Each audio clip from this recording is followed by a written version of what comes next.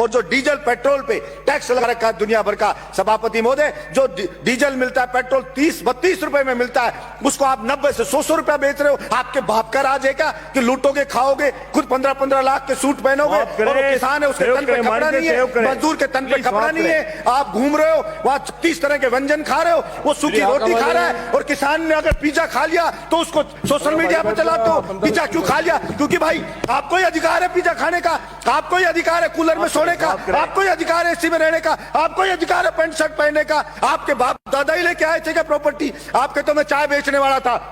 मैं पूछना चाहता हूं नरेंद्र मोदी जी, कितने चाय बेचने वाले 15-15 लाख का सूट पहनते हैं?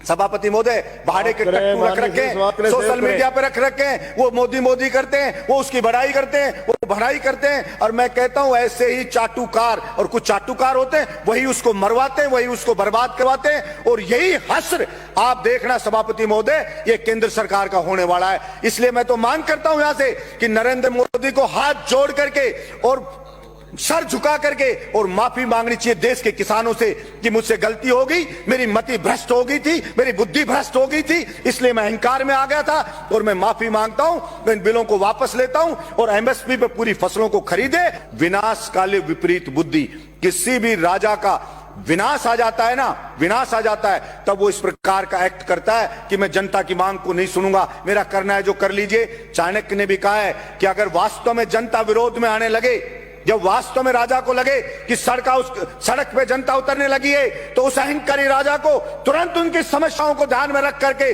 समाधान करना चाहिए, वरना जनता उसको उठा के कुर्सी से मोदा पटक देगी। ये उस राजा को ध्यान रखना चाहिए।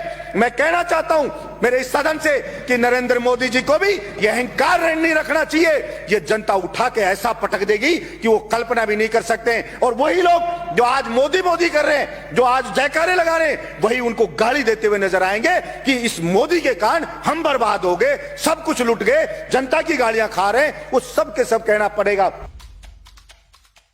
देश जो बना है वो यहां पे रहने वाले लोगों से, सभापति महोदय, देश बना है। अगर वहां के लोग खुश नहीं है, अगर वहां के लोग संतुष्ट नहीं है, तो वो देश कैसे खुशहाल हो सकता है? सिर्फ झूठे नारे लगाने से, झूठी बातें करने से कोई देश खुश नहीं हो जाता। सभापति महोदय, किसान पढ़े, अलग अलग बॉर्डर पे पड़े, 2 मिनट में कर रहा हूं सभापति महोदय, अलग अलग बॉर्डर पे पड़े, बच्चे उनके बैठे हैं, महिलाएं वहां पे बैठी हैं, विनती कर रहे हैं बेचारे कि साहब ये 3 जो बिल लाई है केंद्र सरकार, इससे हम बर्बाद हो जाएंगे, हमारी मंडियां बर्बाद हो जाएगी। प्रधानमंत्री जी इन तीनों बिल को वापस ले लो। और प्रधानमंत्री जी को इतना अहंकार हो गया है कि मैंने जो बिल ले आया, भला उसका विरोध किसी ने क्यों कर दिया? उस अहंकार में वहां कीलें लगा दी जाती हैं, वहां पे ऐसे ऐसे बैरिकेड बना दिए जाते हैं, वहां पे ऐसे लगा जैसे पाकिस्तान की कोई सेना अटैक करने आने वाली हो, उससे ज्यादा वहां पे सुरक्षा के इंतजाम करे जा रहे हैं। सभापति महोदय, मैं ये कहना चाहता हूं, विनाश काले विपरीत बुद्धि, किसी भी राजा का विनाश आ जाता है ना, विनाश आ जाता है, तब वो इस प्रकार का एक्ट करता है कि मैं जनता की मांग को नहीं सुनूंगा, मेरा करना है जो कर लीजिए। चाणक्य ने भी कहा है कि अगर वास्तव में जनता विरोध में आने लगे, जब वास्तव में राजा को लगे कि सड़क पे जनता उतरने लगी है, तो उस अहंकारी राजा को तुरंत उनकी समस्याओं को ध्यान में रख करके समाधान करना चाहिए, वरना जनता उसको उठा के कुर्सी से मोदा पटक देगी। ये उस राजा को ध्यान रखना चाहिए। मैं कहना चाहता हूं मेरे इस सदन से कि नरेंद्र मोदी जी को भी यह अहंकार नहीं रखना चाहिए। ये जनता उठा के ऐसा पटक देगी कि वो कल्पना भी नहीं कर सकते। और वही लोग जो आज मोदी कर रहे हैं, जो आज जयकारे लगा रहे हैं, वही उनको गाली देते हुए नजर आएंगे कि इस मोदी के कारण हम बर्बाद हो गए, सब कुछ लुट गए, जनता की गालियां खा रहे हैं। वो सब के सब कहना पड़ेगा।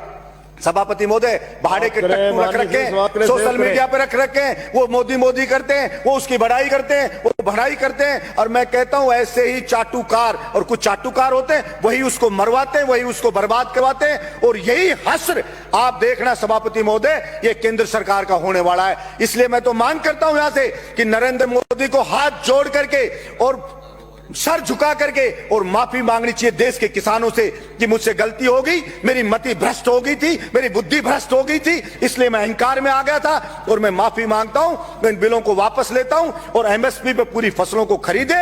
और जो डीजल पेट्रोल पे टैक्स लगा रखा है दुनिया भर का, सभापति महोदय, जो डीजल मिलता है, पेट्रोल 30-32 रुपए में मिलता है, उसको आप 90 से 100 रुपया बेच रहे हो। आपके बाप का राज है क्या कि लूटोगे, खाओगे, खुद 15-15 लाख के सूट पहनोगे, और किसान है उसके तन पे कपड़ा नहीं है, है, मजदूर के तन पे कपड़ा नहीं है, आप घूम रहे हो वहां 36 तरह के व्यंजन खा रहे हो, वो सूखी रोटी खा रहा है, और किसान ने अगर पिज्जा खा लिया तो उसको सोशल मीडिया पे चलाते हो, पिज्जा क्यों खा लिया? क्योंकि भाई आपको ही अधिकार है पिज्जा खाने का, आपको ही अधिकार है कूलर में सोने का, आपको ही अधिकार है एसी में रहने का, आपको ही अधिकार है पैंट शर्ट पहनने का। आपके बाप दादा ही लेके आए थे क्या प्रॉपर्टी? आपके तो मैं चाय बेचने वाला था।